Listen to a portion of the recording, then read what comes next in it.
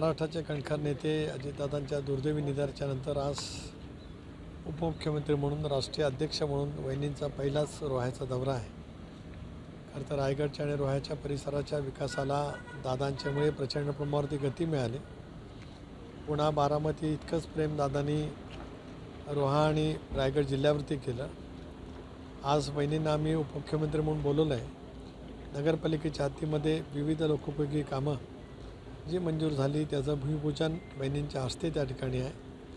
स्वाभाविकपणाने पहिल्यांदाच त्या येत आहेत. एकतर दादा गेल्याच्यानंतर येत आहेत, उपमुख्यमंत्री म्हणून येत आहेत, म्हणून तमाम रायगडचे आमचे सगळे सहकारी बहिणींच्या स्वागताच्या निमित्ताने सज्ज झालेले आहेत. मला विश्वास आहे की पुढच्या कालावधीमध्ये सुद्धा बहिणींच्या नेतृत्वाखाली महाराष्ट्रातल्या महायुतीच्या सरकारकडून विशेष करून राज्याचे मुख्यमंत्री देवेंद्रजी, मुख्यमंत्री एकनाथराव शिंदेसाहेब, बहिणी यांच्या माध्यमातून अधिक गती मिळवण्यामध्ये, निधी मिळवण्यामध्ये नामदार आदिती यशस्वी होईल. खासदार म्हणून माझासुद्धा या बाबतीमध्ये सतत पाठपुरावा राहील.